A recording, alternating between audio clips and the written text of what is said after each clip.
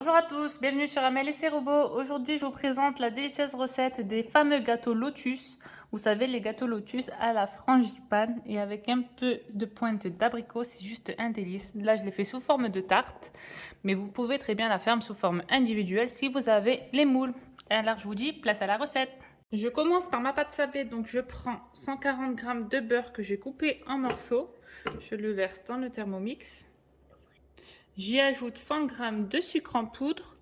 Donc pareil, pour cette recette-là, si vous avez le Monsieur Cuisine Connect, vous faites exactement la même chose. J'y ajoute ensuite les 250 g de farine. Je rappelle la vidéo pour la pâte sablée au Monsieur Cuisine Connect, elle est filmée dans la tarte au daim, qui se trouve sur YouTube juste en dessous. Et je finis par la pincée de sel. Je ferme avec le gobelet doseur et je pars pour 30 secondes, vitesse 6.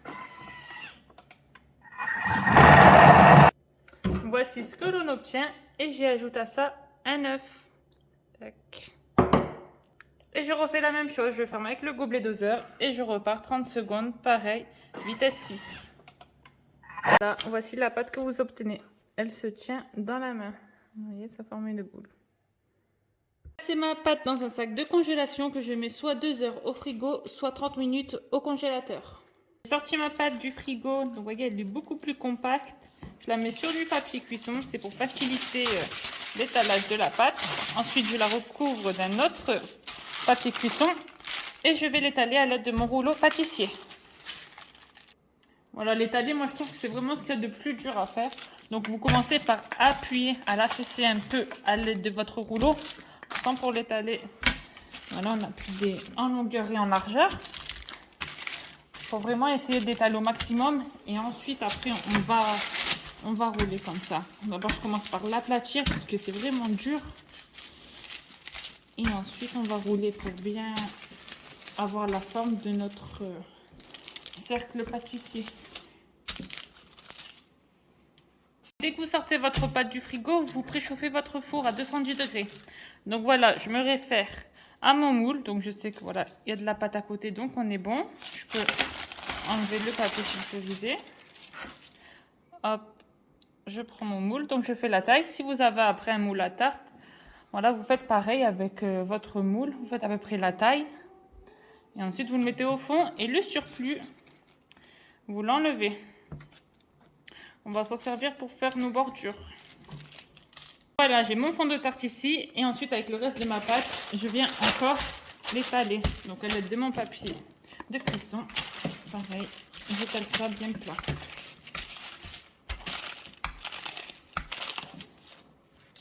Donc, voilà.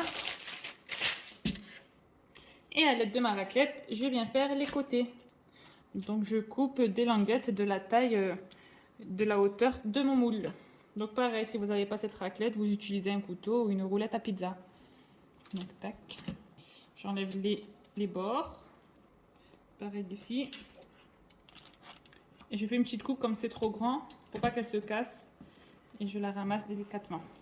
Après pour l'épaisseur ici, c'est selon vos goûts. Si vous voulez une belle croûte sur les côtés, voilà, vous pouvez bien la faire plus épaisse. Donc voilà, je viens ici, j'appuie. Et je la dispose et j'appuie avec mes doigts là. Pour souder les bords avec le fond de pâte. Et on s'en fout pour l'instant que ça dépasse. Et voilà, on fait comme ça pour tous les côtés. Vous voyez, c'est pas grave si vous avez des petits morceaux qui sont coupés parce que la pâte, elle est très maniable. Donc vous avez juste à appuyer dessus et hop, elle se met très facilement. Voilà ce que l'on obtient. Les restes, on les garde parce qu'on va s'en servir par la suite. Donc là, je refais une soudure. Donc j'appuie avec mon doigt ici sur tout le tour de la pâte pour bien tout souder, pour être sûr que ça soit bien ensemble. Sinon, la crème d'amande va sortir. Donc vous n'hésitez pas à appuyer. Et ensuite, pareil sur les côtés. Vous appuyez avec votre pouce pour avoir une belle paroi. Et ensuite, je viens couper le surplus de pâte qui dépasse. Donc voilà, à l'aide de la raclette ou à l'aide d'un couteau. Sur la tarte au thym, vous le voyez, je le fais avec le couteau. Voilà, vous avez juste à passer en parallèle et hop, enfin en perpendiculaire par rapport à notre moule. Et voilà, ça s'enlève tout seul. Et ensuite, à l'aide d'une fourchette, vous venez piquer votre fond de tarte. Partout. Et on n'oublie pas les côtés pour pas que ça gonfle. Et il n'y a plus qu'à enfourner 210 degrés pendant 10 minutes. Et je mets le reste de ma pâte au frigo. Après, on l'étalera bien aussi le reste. La crème d'amande, je reprends mon Thermomix avec le fouet à l'intérieur. J'y verse à l'intérieur 125 g de poudre d'amande. Donc là, vous aurez très bien pu prendre un saladier ou vous faites la même chose avec le Monsieur Cuisine Connect ou n'importe quel robot. Là, c'est juste que j'avais pas envie de sortir et la balance et un saladier et un fouet. Là, on fait tout avec le Thermomix, ça va plus vite. Et voilà, vous pouvez très bien la faire à la main, cette recette. Voilà, j'y ajoute 125 g de sucre en poudre. J'y ajoute 3 œufs. Et je viens simplement mélanger le tout, donc 20 secondes vitesse 4, donc c'est pour ça qu'on peut très bien le faire à la main. Ensuite, on doit faire fondre 100 g de beurre, donc je mets ma balance, je pèse mon beurre et je le passe au micro-ondes 1 minute. Voilà, je le passe par l'orifice, pas la peine d'ouvrir le couvercle. J'y ajoute de l'arôme d'amande amère, ça c'est pour donner plus de goût, ça se trouve, celle-ci je l'ai achetée à Leclerc, mais sinon au rayon pâtisserie vous en avez, sans problème dans vos supermarchés. Donc une cuillère à café environ. Je mets une pincée de sel. Voilà, ça va donner un petit goût, c'est trop bon. Je remets le gobelet doseur et je remélange le tout, donc 20 secondes, vitesse 4 encore. Voilà ce que l'on obtient. Vous voyez, une belle crème d'amande. C'est super bon, ça vous pouvez très bien l'utiliser pour vos frangipanes de pâte feuilletée, cette crème-là. Et vous avez une délicieuse galette des rois. À côté de ça, j'ai sorti mon fond de tarte. Vous voyez, il a bien doré. Et je le laisse refroidir un petit 5 minutes. Donc voilà, ça nous laisse le temps juste de fabriquer notre décoration pour le dessus de notre tarte. Donc j'ai repris le reste de ma pâte à tarte. Je viens aussi étaler ce petit morceau.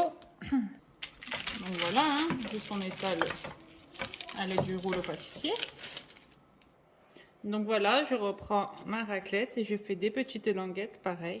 Donc là, c'est selon votre imagination. Si vous voulez faire des plus gros côtés, voilà, des plus grosses lignes, des triangles, des ronds, vous faites la forme que vous souhaitez.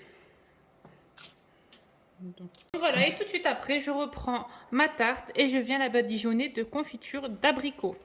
Donc ça, c'est vraiment pour ressembler comme 2 gouttes d'eau au gâteau à la frangipane là, qui est super délicieux de la marque Lotus. Mais si vous n'aimez pas la confiture d'abricot, vous pouvez très bien vous en passer.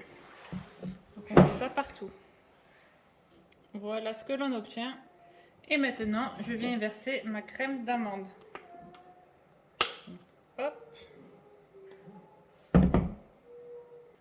Voilà, j'ai tout versé d'un coup et après, à l'aide du dos d'une cuillère, j'étale le tout.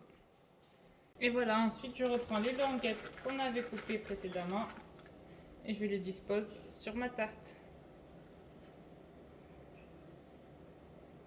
Tac. Alors il faut faire très attention parce que c'est très fragile.